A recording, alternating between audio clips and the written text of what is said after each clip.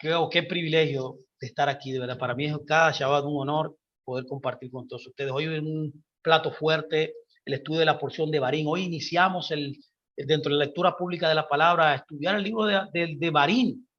Significan palabras, significan asuntos también. Hoy en el año 5782, o sea, hoy estamos el día 6 de octubre del 2022. Y estaremos estudiando, como dije, la porción de Barín. Hay dos lecturas fundamentales en esta porción de hoy. Es la porción de Deuteronomio de Barín 1, verso 1, al capítulo 3, verso 22. Y hay una segunda lectura, que es la lectura del Haftarah, que está muy conectada a esta idea que se habla en el de Barín. Es en Isaías 1, del verso 1 al 27. Estas son las lecturas que están determinadas en la porción de la Torah, que ya pasó, que luego de que caiga el sol hoy, que es el primer día de la semana, comienza otra porción nueva y amerita nuestro esfuerzo, nuestro entendimiento y nuestro estudio profundo, exhaustivo de los principios que Dios quiere demandar. Hoy quiero hablar acerca de un tema interesante, un tema apasionado. Hemos hablado en muchas ocasiones de este tema, pero hoy es bueno poder volver a recalcar, porque esa es la oportunidad de hacerlo. Y usted va a ver por qué yo digo esto, porque amerita esto. Aprendiendo a vivir en unicidad. Quiero decir lo siguiente, voy a iniciar inmediatamente. Bienvenidos a todos. Gracias de verdad por todos ustedes estar aquí. Que el Eterno bendiga su esfuerzo y que cada uno de nosotros juntamente podamos aprender y seguir renovando nuestro entendimiento y nuestra vida cada día conforme al mandamiento y conforme a la Torah, conforme al diseño de Dios, conforme al propósito divino.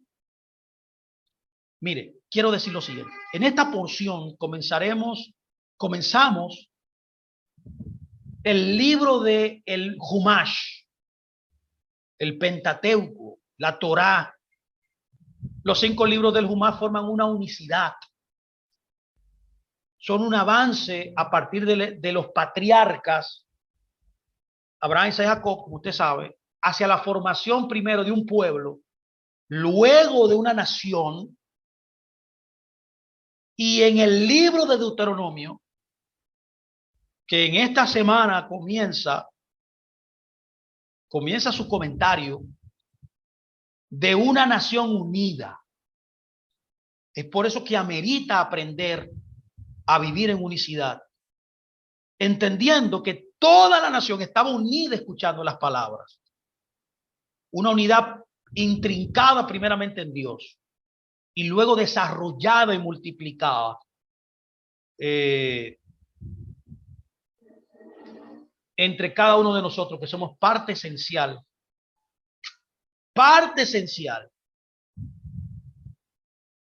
del pueblo de Israel. Yo podría entonces decir que la manera de vivir del pueblo de Dios es la unicidad. Le podemos llamar entonces a esto la cultura, el estilo de vida de la unicidad. La unicidad es el tema principal, escúcheme muy bien, del libro de Deuteronomio.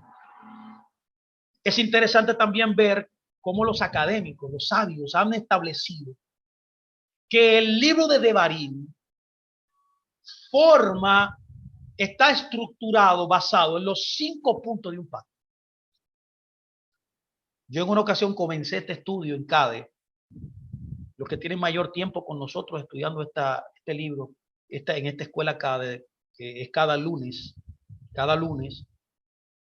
Los que son más antiguos, quizás se acuerdan que comenzamos, yo hablé 2 partes. Hablé de la trascendencia y hablé también de la representación, que son 2 partes de los pactos. Todos los pactos en la Biblia tienen 5 partes. Número 1, trascendencia. Número 2, representación. Número 3, ética. Número 4, sanciones. Y número 5, continuidad. Estas son las 5 partes de un pacto. Todas están unidas.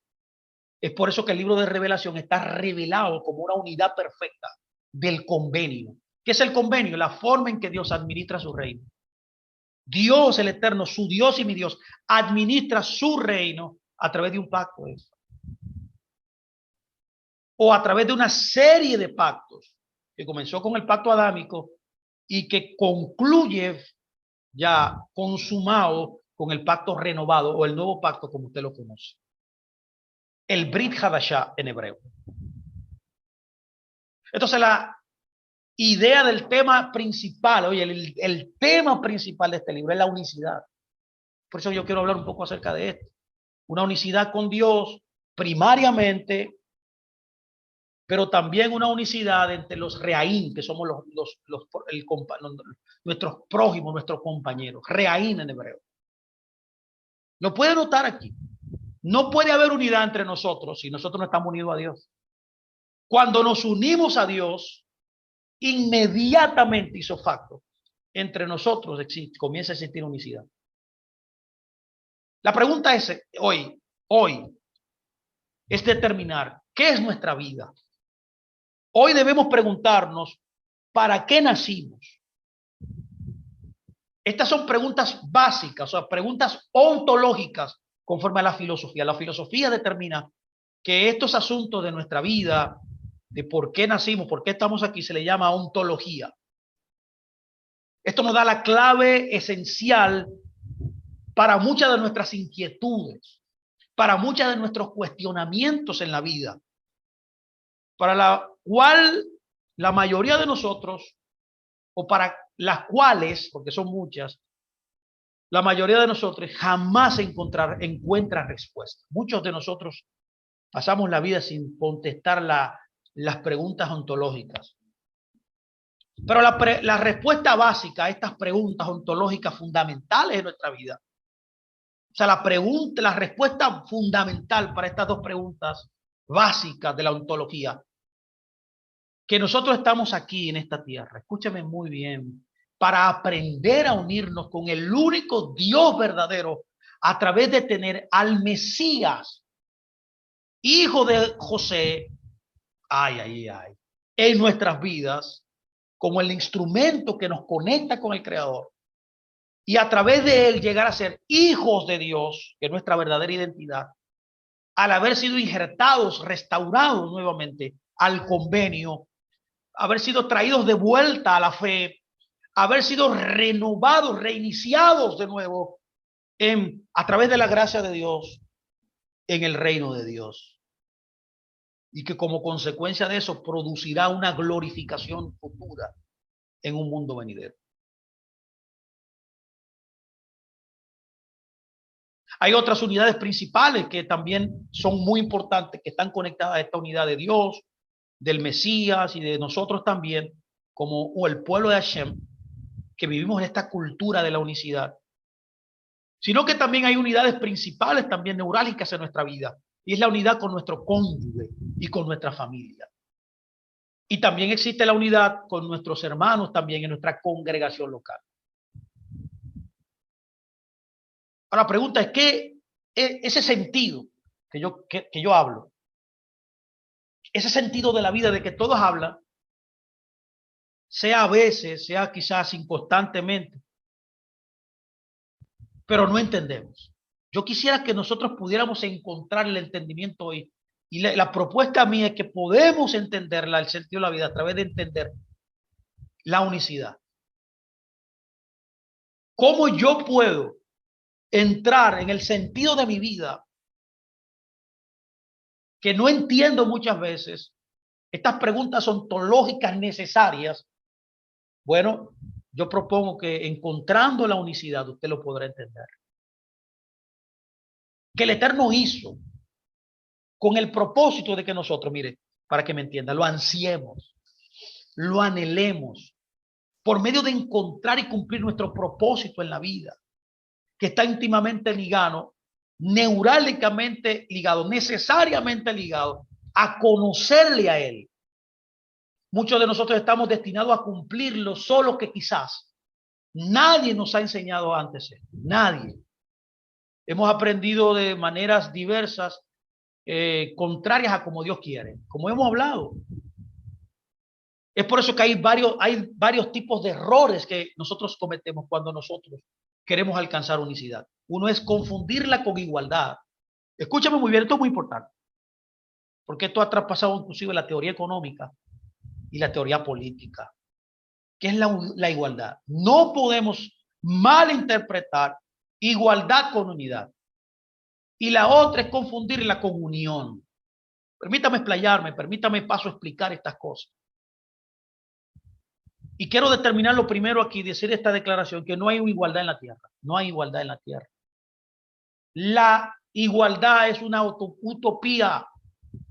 Nunca habrá igualdad, ya que el Eterno creó, y Él solo tiene la capacidad de hacerlo, un universo inmensamente diverso, multiforme, multidisciplinario, multifacético, donde una planta, por ejemplo, está hecha de raíz, tallo, hoja, y cada una de esas partes está hecha de minúsculas partes, unas que se ven y otras que no se ven, porque son microscópicas, todas diferentes la una de la otra, sin igualdad alguna entre ellas. Nosotros estamos hechos de millones de partes también, de millones de sistemas, de millones de células diversificadas, de maneras diversas. Y no hay un ser humano que sea igual a otro. La unidad de que Dios nos habla, por tanto, en la palabra de Dios, en las Escrituras, es que en la diversidad no hay igualdad. El segundo error también es importante que lo analicemos. El segundo error es confundir la unidad con unión. Y ahí es que mucha gente ha tenido problemas cuando se une a otra persona, se une con un cónyuge, se une con un maestro, porque ellos han confundido unicidad con unión. Paso a explicar. Nos unimos con alguien por un tiempo, hasta que ese alguien diga algo que no nos gusta o viceversa. Allí entonces se acabó tan ansiada y emotiva unión, más la unidad es diferente. La unicidad entre nosotros y Dios, o la unicidad entre nosotros y nuestro cónyuge, va más allá de una unión simplista y superficial, emotiva. Aquellos de nosotros que hemos tenido la enorme bendición de encontrar nuestra alma gemela, nuestro macherte, que es el cónyuge que Dios había preparado para nosotros desde antes de la fundación del mundo, pero que no viene con un propósito determinista, no viene esto, ahí no entra la filosofía determinista, no, es un proceso también que se hace basado en un crecimiento personal y una responsabilidad de avanzar esa relación. No, que este es mi bacherte y ya ella es el alma gemela que yo tengo y ya no tengo que hacer nada. No, eso no es lo que enseña la Escritura. Todo el que sabe lo que estoy hablando entiende lo que estoy diciendo. Esta unión matrimonial es solo un símbolo visible de esa unidad invisible, pero más real aún que la primera, o sea, la física y la unidad con el Creador, quien nos ama entrañablemente y con un amor que no podemos ni siquiera entender ni imaginarnos, un amor incondicional, un amor sacrificial. El escritor del libro de Génesis lo dijo de esta manera. Cuando hablaba de Adán y Eva, él dijo, se dejará el hombre a su padre y a su madre y se unirá a su esposa. ¿Estaba hablando ahí de unión o de unidad? Estaba hablando ahí de unidad, no de unión. ¿Por qué yo digo esto? Porque hay miles de divorcios, hay miles de gente que dentro de la fe se divorcia. Ahora bien, la unidad, en cambio, es un proceso. Lo voy a repetir. La unidad es un proceso lento, pero seguro. Hecho, edificado con sabiduría de lo alto, que fue diseñado para nuestro bien y para nuestro futuro eterno. Es por eso que primeramente debemos comprender este proceso. Luego debemos hablar este proceso. Pero para entender mejor y comunicarlo, necesitamos primero comprender y luego hablarlo. Y por último, la última parte de esta dinámica, debemos llegar a lograr esta unidad con Dios. Debemos poner un esfuerzo consciente de unirnos a Él, con el fin de que nuestra vida terrena cumpla el telos, el propósito por la cual Dios la diseñó. El que logra esto, mira, el que logra eso, comprender, entender hablar y luego llegar a lograrlo, materializarlo, experimentarlo, el resultado positivo que trae esto, amado, yo lo llamo esto inteligencia espiritual. Ya que hay otras tantas, bueno, los sabios enseñan que hay como 32 inteligencias. Eso sería bueno un día charlar esto. 32 inteligencias, dicen los sabios del Israel. Pero ninguna tiene ese enfoque espiritual, ya que hay inteligencias en diferentes manifestaciones de nuestro ser. Es por eso que hay personas que son verdaderos genios en cosas físicas extraordinarios, como la ciencia, por ejemplo, la psicología, quizás el llevarse bien con los demás, pero totalmente cerrados, totalmente ciegos a las cosas espirituales. Esta inteligencia espiritual nos permite ir más allá de la apariencia de las cosas, de la superficialidad de las cosas y poder tener una penetración, un insight, una perspectiva interior cada vez más profunda en la esencia, en el contenido, hasta llegar hacia el fondo mismo de cada cosa, de cada problema, de cada persona, de cada situación y poder entenderla y comprenderla. Esto se llama shelem en hebreo, completación. ¿De dónde viene la palabra shalom? Ese es el fundamento de esta palabra. Cuando usted dice shalom, lo que tú le estás diciendo a alguien, yo quiero que tú puedas entender la totalidad de lo que Dios quiere contigo. El Señor creó el universo a partir de lo mental,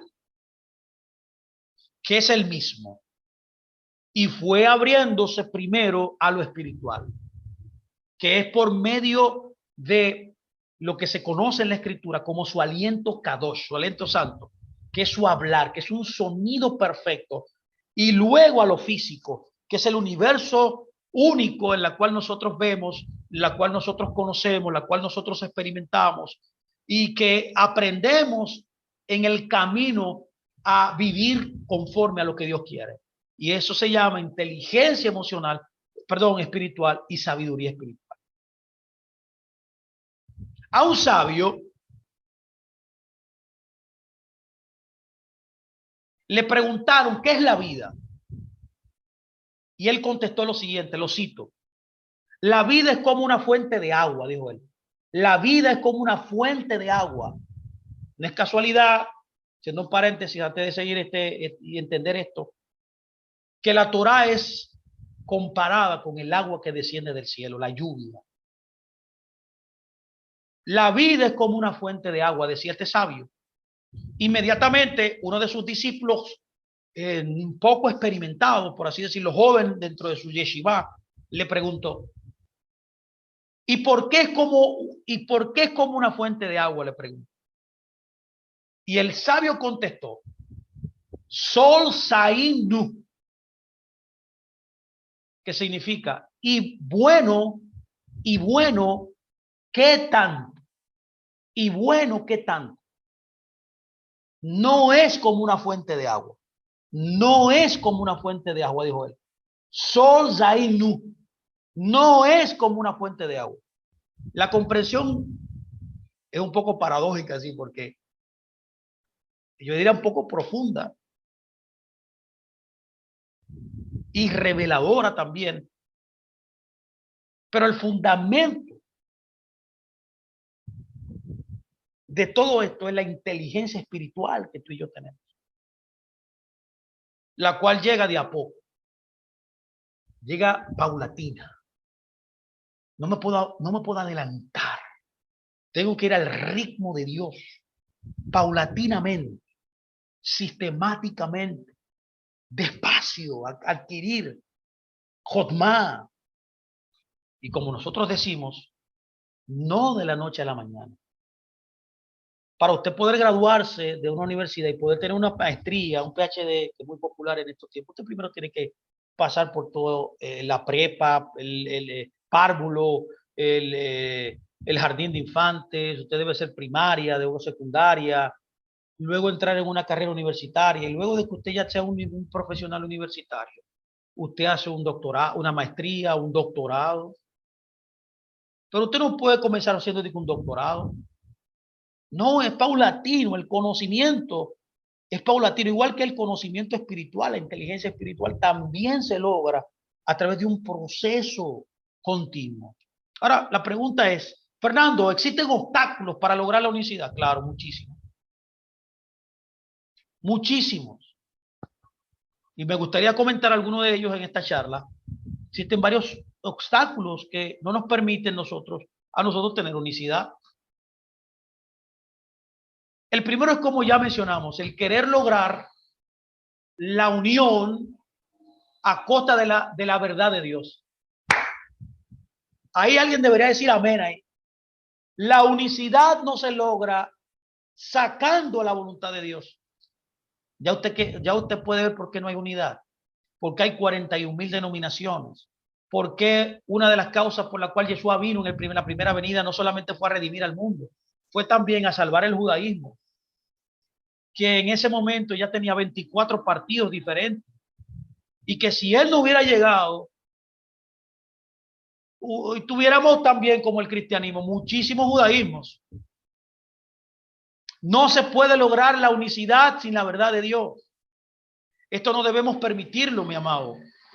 Y aunque nos han educado para admitir la unión, que debemos unirnos, pero no es unirse que usted necesita.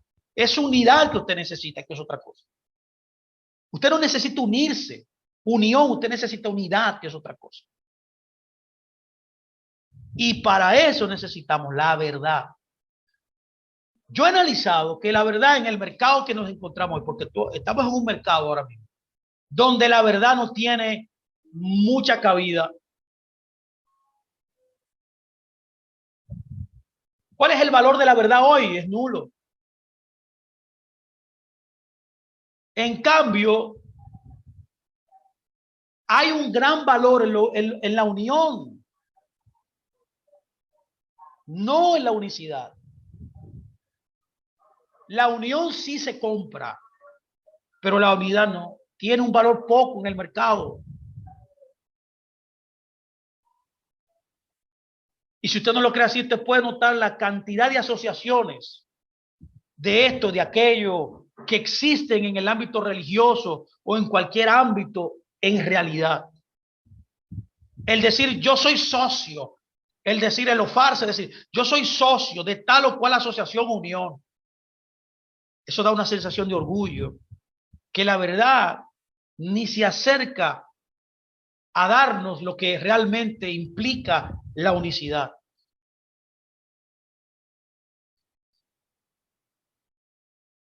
¿Quién se va a dar cuenta que tenemos la verdad? ¿Quién se va a dar cuenta? ¿A quién le importa la verdad? Esa es la pregunta necesaria. Este es el primer factor. El segundo factor es que cada una parte de diferentes objetivos y diferentes perspectivas.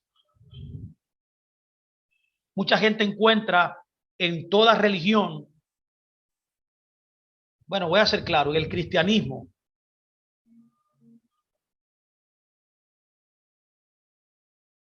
muchos dicen el cristianismo no es una religión más, es una relación íntima con el Señor a través de Yeshua. Algo por lo cual vivir. Una razón muy buena y muy satisfactoria, ni hablar de la cantidad de amigos que se hace en una congregación. Ahora bien, si partimos, para que me entienda, de la base que se ganan muchos amigos valiosos en estos lugares, no, otra cosa puede decir, no, que me siento bien ahí.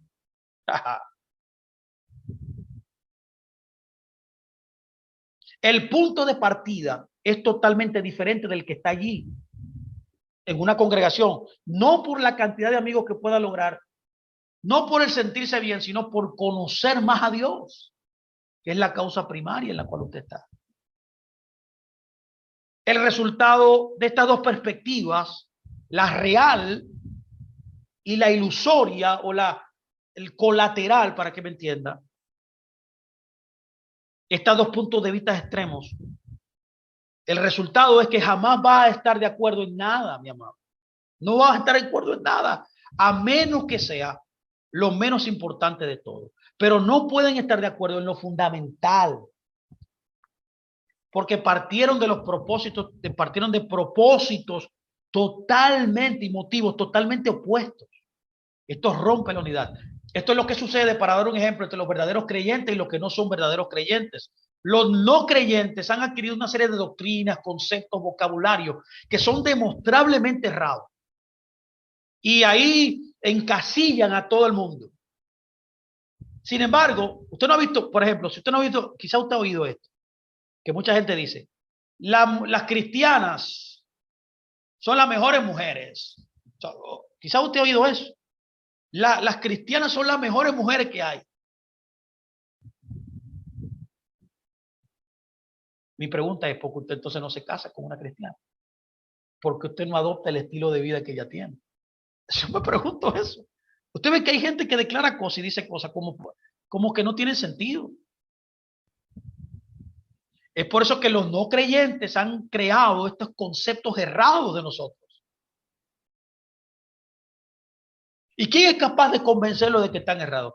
Nadie, ni el más famoso, ni el más ungido, ni el más hábil abogado defensor puede convencerlos de nada. Porque ellos no ceden en su punto. Tú no ves que hay gente también que vive opinando el cristianismo, del judaísmo, de las raíces hebreas, sin saber nada.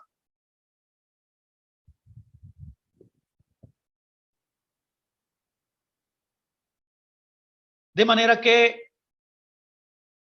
el resultado de esta ceguera voluntaria es la desunión hasta la muerte. Es la desunión hasta la muerte. Y esto de hasta la muerte no es tan metafórico como suena. Es literal lo que estoy diciendo. El resultado final será eso. El tener un propósito escondido, el tener un propósito incluso no declarado, no indica que lo que dice la palabra es tan difícil de entender. Es que es un proceso. Solo indica que hay un paquete de creencias, hay un paquete de propósitos a priori que tienen que defenderse a la muerte, mi amado. Pero usted, lo que usted no conoce, usted nunca podrá defenderlo. Hay cosas que todos ignoramos algo, pero no todos ignoramos lo mismo. Por ejemplo, si alguien cree en el Antiguo Testamento, está en contra del homosexualismo, lo que va a discutir hasta ahogarse y agotar a los demás. No importa el hecho que Romanos claramente habla en contra de ese pecado.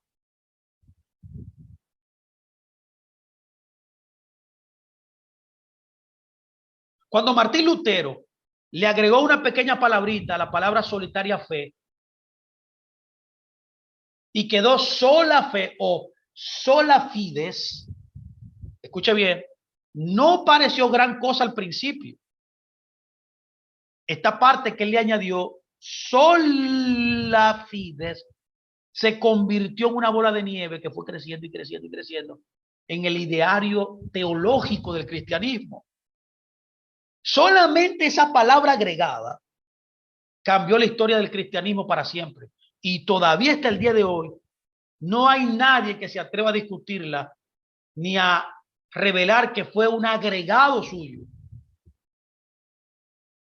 De igual manera también, por ejemplo, con mucho respeto hablo, la Iglesia Católica cree que hacer buenas obras es la única panacea para ser salvo.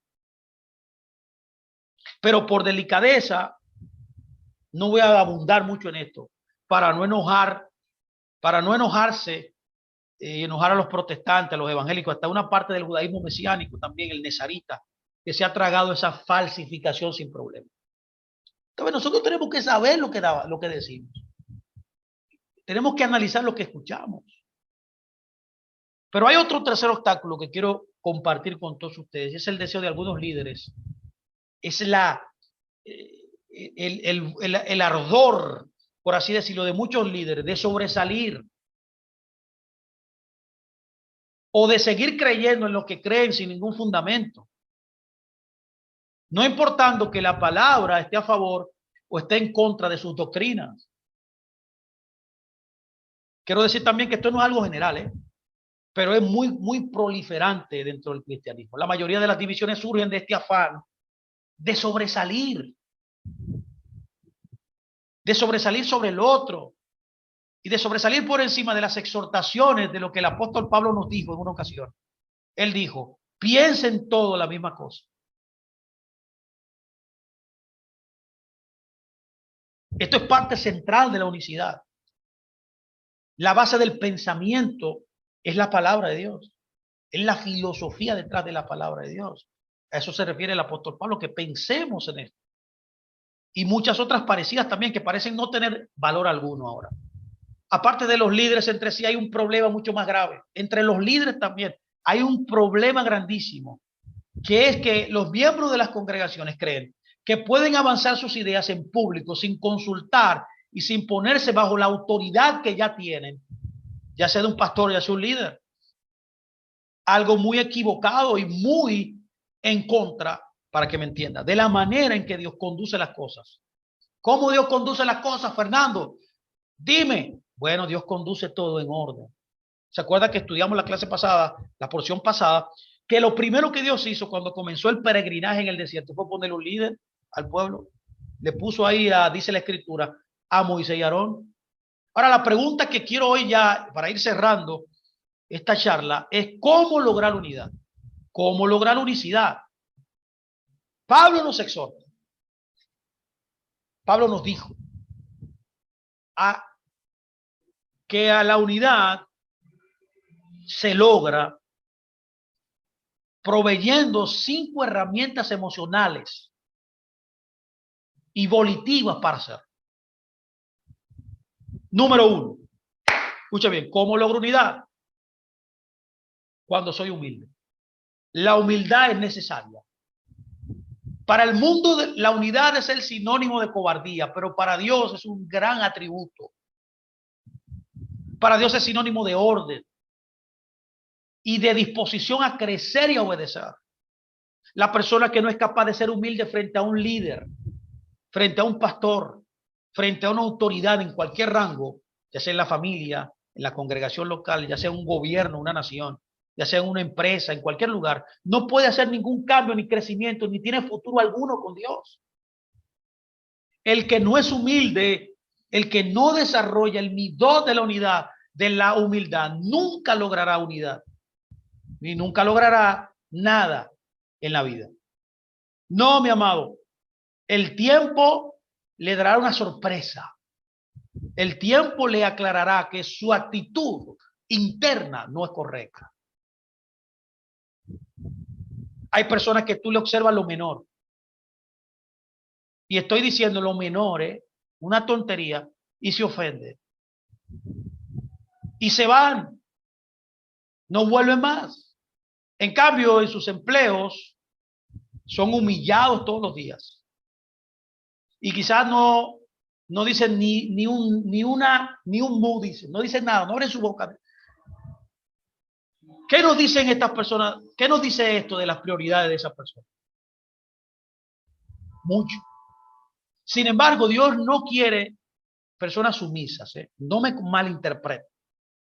Humildad no es sumisión, especialmente delante de Él y especialmente también delante de las autoridades que Él nos dejó a cargo. Lo segundo que se necesita para tener unidad es aguantar. Yo creo que esta palabra, humildemente lo digo, ha desaparecido de nuestra vida diaria. No dice la Biblia que el amor todo lo soporta. O yo estoy leyendo mal. El amor todo lo aguanta. Cuando es amor, todo lo aguanta. Por tanto, para tener unidad también se necesita aguante. Nadie tiene aguante ya para nada. La gente anda histérica, la gente anda sobresaltada, tiene un nivel de ofensa muy alto todo el día y por nada. Es por eso que cada día en oración, en su oración, debe pedir y obtener aguante, pedirle a Dios, dame aguante para todo. Para las personas tóxicas, para las situaciones tóxicas, para todo aquello que nos molesta y que no podemos remediar. Hay cosas que usted no puede remediar. Un hijo de Dios que no toma venganza, por ejemplo, sino que aguanta el mal que recibe y perdona y bendice en lugar de insultar, en lugar de no perdonar a los que le insultan, a los que le ofenden, a los que le roban, a los que hablan mal de ella, habla muy bien de este elemento que necesita para poder vencer. Bueno, le llaman a este tema, a esto aguante, ahora le llaman resiliencia. Podemos llamarle también así, está muy de moda hoy. Debe ser resiliente, mi amado, aguantar. Lo tercero que necesita es tener paz interior. Paz interior. Le voy a hacer una pregunta, pero para que usted se la conteste usted mismo. Cuando vamos o vemos a alguien, plantamos paz en esa persona. Cuando usted se encuentra con alguien, y yo sé que usted se encuentra con mucha gente día a día, en los lugares que usted se maneja, cuando usted llega a ese lugar, las personas que usted tiene contacto, ¿qué usted le planta? Paz. Le da usted paz a quien le rodea. Añade valor a quien le rodea. Somos personas que tenemos la paz como hábito existencial.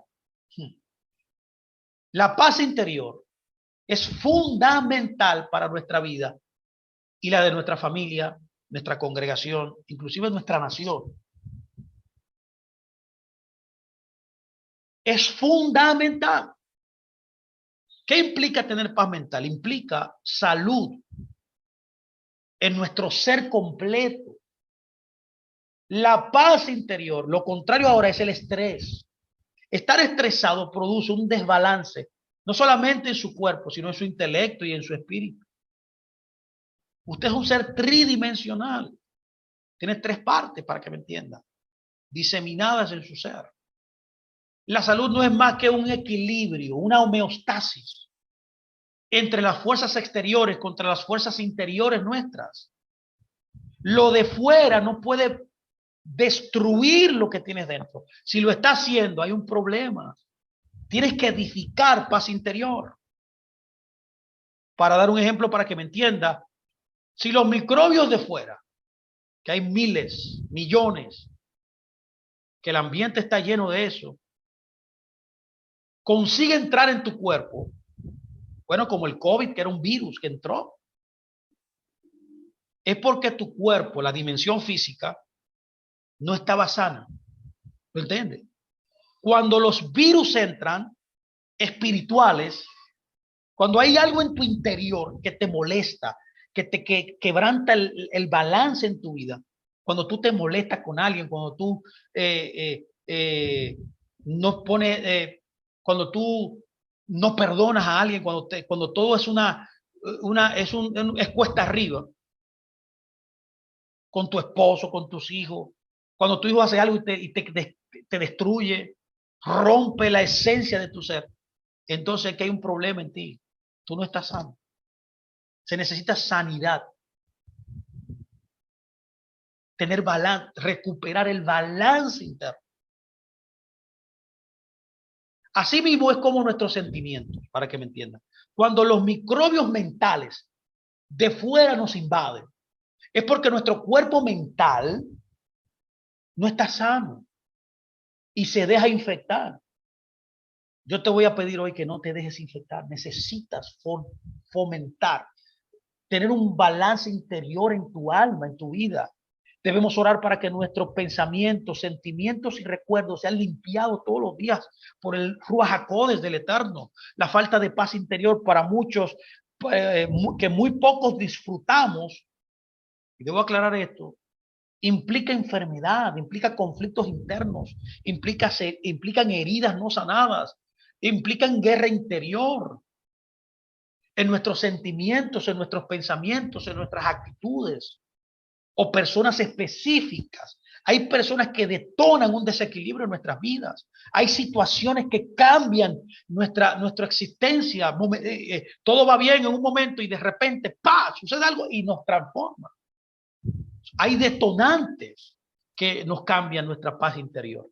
La paz interior es un sentimiento de tranquilidad total, de confianza dentro nuestro, donde no hay ansiedad, donde no hay preocupación externa, sino que la seguridad interior de que somos capaces, estamos habilitados para enfrentar todo lo que suceda. No importa lo difícil, no importa lo pesado que sea, porque sabemos y creemos en nuestro interior que el eterno está dentro nuestro. ¿Cuántos saben hoy confían que Dios está dentro de usted? Que Él está a nuestro lado acompañándonos para darnos esa paz interior, que ya lo ha hecho, y para darnos la seguridad necesaria y tener la sensación plena, certera de que Él nos acompaña en nuestras vidas. ¿Qué otra cosa necesito, mi amado, para la unidad? Escúcheme muy bien, por favor, esto es importante. Es el fundamento de la Escritura, como ya hemos dicho. Es la tolerancia. Debe escribirlo en grande, tolerancia. Este es un factor adicional para lograr unidad, imprescindible para mí. Es la tolerancia. Y es la tolerancia a los defectos, a las faltas de los demás. Nadie, escúcheme muy bien, nadie es perfecto. No importa lo que uno crea o quiera. No hay nadie perfecto. Esa es la raíz. El no entender, ser tolerante en los defectos de los demás, es la raíz de los más grandes divorcios. De que empresas que tenían un futuro muy grande se quebrantaron, de congregaciones que podían alcanzar el mundo y no lo lograron, porque no fueron tolerantes. No hay nadie perfecto, excepto Dios, excepto Yeshua. Todos nosotros somos simples mortales, cada uno con defectos, con imperfecciones, más o menos graves, más o menos tolerables, de acuerdo a la opinión de cada persona. Cada uno de nosotros, mi amado, tolera algunas cosas en los demás, pero no otras. Y no todas toleramos, y no todos toleramos lo mismo. Necesitamos crecer en el grado de tolerancia que nosotros tenemos. Lo que para algunos es intolerable, para otros es una tontería para la que no vale la pena que nos pongamos nerviosos. Pero esa es la diferencia entre cada uno y debemos entender esas diferencias y aprender por medio de la oración, del ayuno, de un estudio constante de los midot que debemos nosotros desarrollar, o sea, el carácter que debemos desarrollar, los rasgos de carácter positivos, los valores de la Torah. Y cuando nosotros nos envolvamos en esa dinámica, comenzaremos a tolerar y nos comenzaremos a tolerar los unos a los otros. Y el último, por último, escuchen muy bien, que hemos hablado mucho de esto, y estoy concluyendo ya, demos unos minutos más, es para poder lograr unidad. Es el tema principal de esta porción y de todo el libro de Devarim, es el amor. El amor es el fundamento, la raíz de todos los mandamientos de Dios. Usted no me diga usted que usted está haciendo mandamientos y la base, el motivo detrás, fundamental, por la cual usted hace lo que hace, o sea, los mandamientos de Dios, es el amor. Debe ser el amor. Este es el último factor imprescindible. La palabra amor es ahabá. Amor significa lo que es recibido como un regalo, como un privilegio de parte del cielo, lo cuido. ¿Qué usted ha recibido? Todo. Todo lo que usted tiene es porque lo ha recibido de parte de Dios. Por tanto, la expresión misma de recibirlo es el amor. Yo sé que hemos hablado bastante sobre eso, de modo que no nos entenderemos mucho. Solo diré lo siguiente, que esto no es un amor humano, esto no es un sentimiento humano. Esto es un amor condicional, no es un amor, perdón, condicional, es un amor divino, o sea, un amor incondicional, que también debemos pedir. Pero pedir que venga, ya usted lo tiene. Lo dice el libro de Romanos 5:8.